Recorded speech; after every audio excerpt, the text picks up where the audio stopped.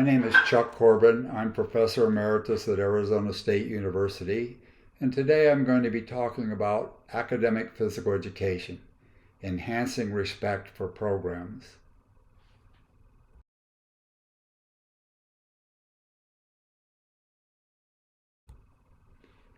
In the 1960s, Franklin Henry, noted physical educator, wrote a paper called Physical Education and Academic Discipline. This paper was published in Jeopardy and was in response to criticism by people like James Bryant Conant, a president of Harvard University, who wrote a book called American High School Today that criticized PE programs, especially graduate programs in higher education, saying they were among the worst graduate programs in academia. He and others worked to develop subdiscipline areas of what we now call kinesiology, such as exercise physiology, biomechanics, exercise and sports psychology, motor learning, development and control, sport pedagogy, and exercise and sports sociology. Over the years, these programs have evolved, and as a result, new respect at the college level has been gained for our programs. And this is evidenced by the fact that the National Research Council now recognizes kinesiology as a legitimate scientific area of study, and the National Academy of Kinesiology is recognized to certify programs, graduate programs in kinesiology.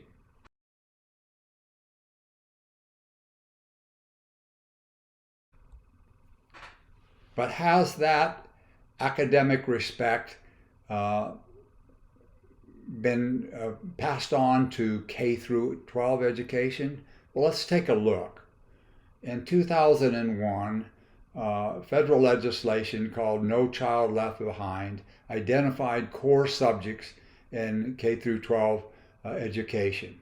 Physical education was not included. Health education was not included. And despite the efforts of Shape America and other organizations over the years, especially an effort put forth in 2015, we have failed to get either physical education or health education included as a core subject. In other words, we are not treated as being equal academically.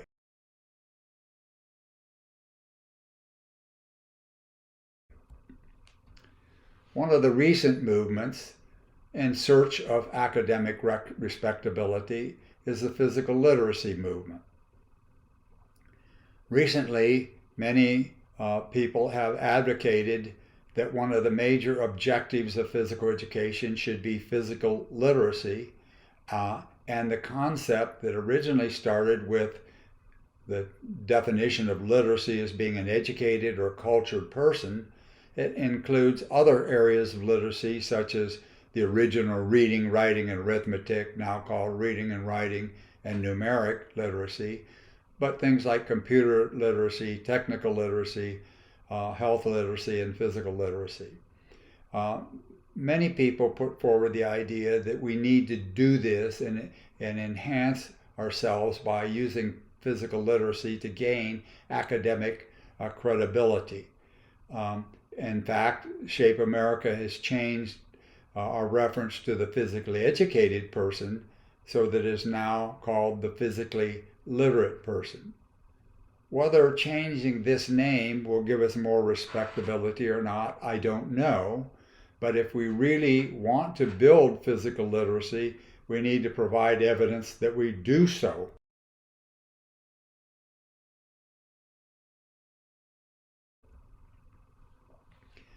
So in 2015, Shape America updated a previous paper called Physical Education and Academic Subject.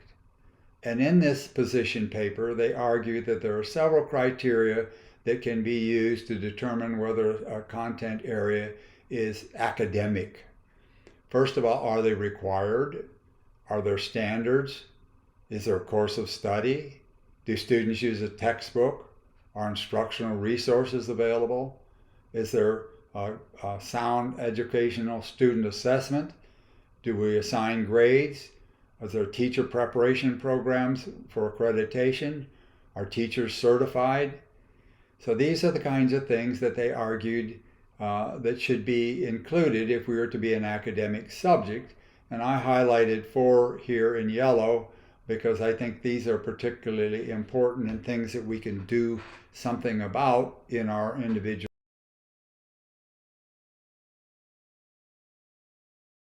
schools. Green has argued that there's something called the PE effect. And the PE effect refers to what does PE do for students? What effect do we have on students? And that in turn leads us to ask, okay, if we do physical education, how will we know if a person is either physically educated or physically literate? Green has suggested that we haven't much evidence to support the PE effect. In other words, when we say PE does all these good things, where's the evidence to indicate that PE actually does them? Well, now we have some. In this illustration, I cite Wong and Chen, who in 2019 published a paper showing a 2-pathway effect that leads to being active throughout life or out of school. The first one is knowledge. And if people develop knowledge and understand principles and concepts and learn skills such as self-management skills, they'll be motivated to be active. And so motivation is the second pathway, knowledge is the first, and these in turn, the 2 pathways, lead to not just physical activity now, but physical activity later in life.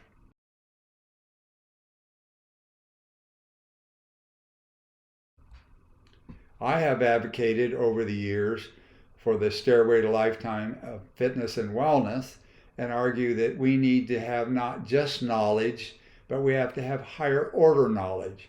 We have to move people from dependence through decision making to independence.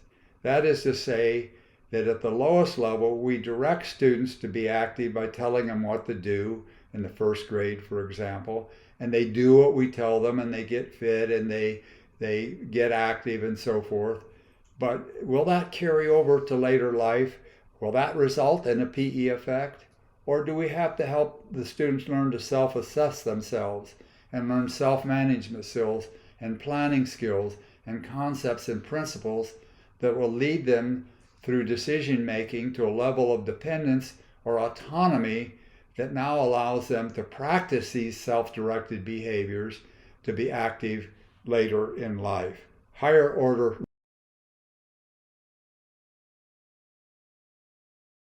learning.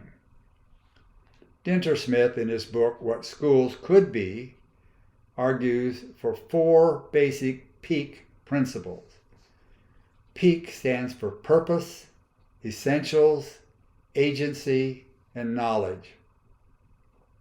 Purpose refers to students attacking challenges they know to be important, learning in school things that will make their world better. Essentials refers to students acquiring the skill sets and mindsets needed in an increasingly innovative world, not just things that are other people want them to know, but things that they can actually use.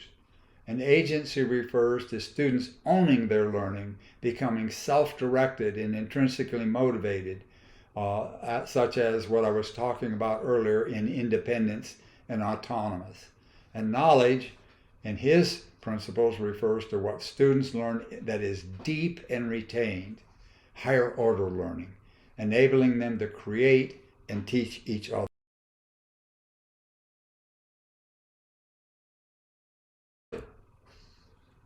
Conceptual physical education is one example of a program within physical education that meets all the criteria that I've described, including those of an academic subject.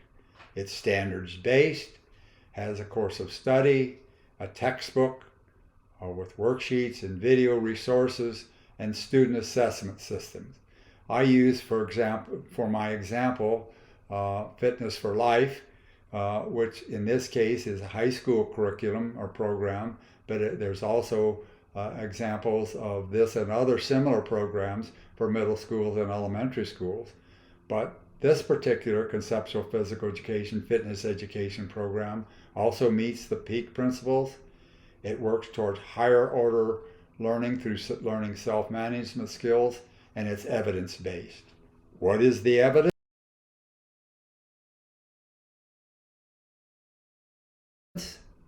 Well, let's take a look. Project Active Teen was conducted in a Southwest United States high school over 20 plus years. Students took conceptual fitness education program as freshmen using the Fitness for Life model. They were followed over 20 plus years. 3 papers were published showing the results of the studies.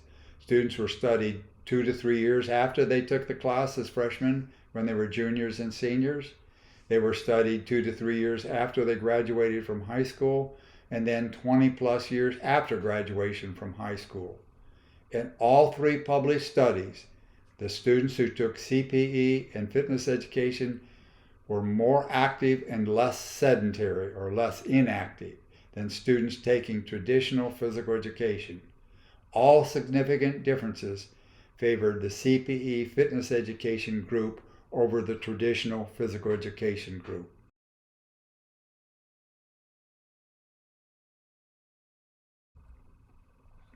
The 20-year follow-up done at the 20-year class reunion, which was really more like 24 years because the reunion celebrated their graduation from high school after their senior year, and they took the class as freshmen.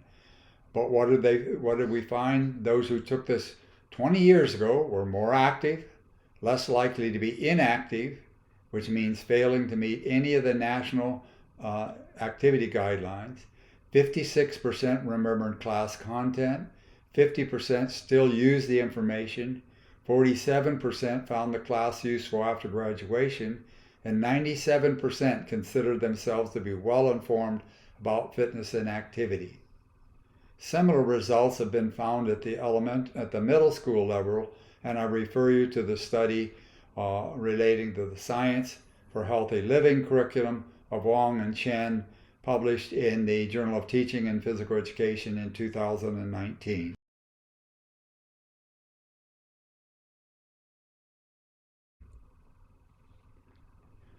So what are the options for improving academic status of physical education and the options for physical education advancement in the future?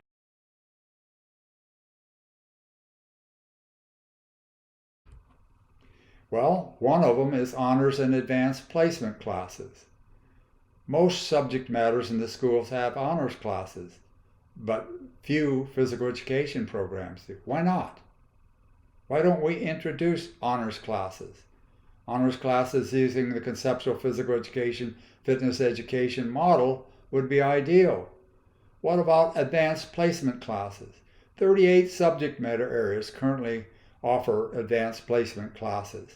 Irwin, Doig, and Corbin published a paper in Jopard about advanced placement physical education and observed the following.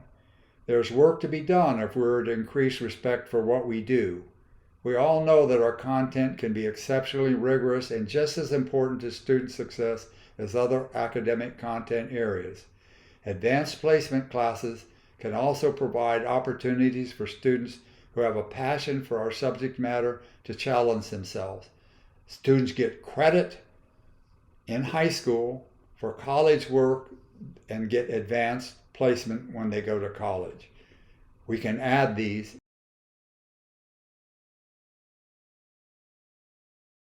in physical education.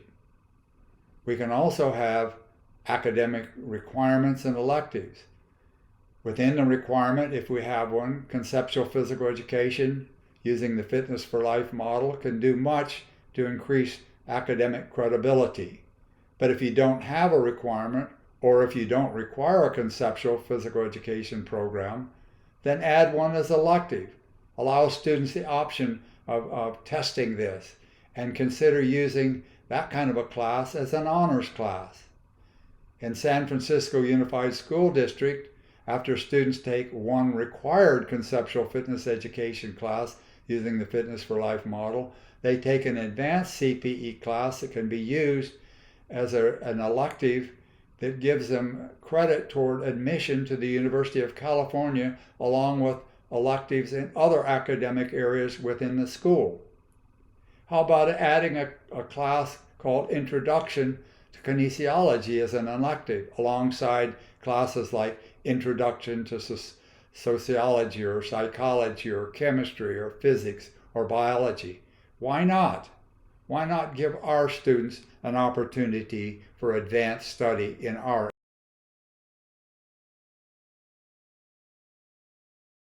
areas? So if we do this, what are the benefits? Over the years, I have given hundreds of workshops in school districts throughout the United States. I've keynoted 44 state conventions. And what I find out is I'm most commonly invited to come into a school district when the school board has decided to remove the physical education requirement, and the school district decides to implement a Fitness for Life or personal fitness or a conceptual physical education, fitness education class to save the program. And in many cases they do. A case in point being the state of Florida that saved their physical education requirement in the 1980s by including a personal fitness class that still exists today. What I find out when I talk to teachers at conventions after they've implemented a program is that they get more recognition in the school. When other teachers and administrators see their textbook, see the content that they're teaching, and see the information that is being taught of an academic nature, their status as a teacher goes up. And they indicate to me that their teacher self-esteem goes up. Furthermore, they get administrative support for textbooks and resources that previously were unavailable to them. But you have to seek them if you want them. I have found that teachers told me that if students take their textbook home and parents look at the textbook and see the assignments and the student portfolios that they're completing as part of their assessment program, that parent support goes up. I've had teachers tell me that they are now accepted as an authority on fitness and physical activity within the community, often asked to give speeches to the Kiwanis Club or other civic groups, because of the recognition of their content expertise for what they are now teaching in their classes. And this leads, of course, to student support, although not always initially when students see that they have to do some work that they haven't had to do in the past. But as students dig into it and get into the content, they become excited about it, and can enhance student support. Plus, there's very good evidence that the public health community has supported the public health approach, which conceptual physical education and the types of programs that I'm talking about support, as well as support from the medical community.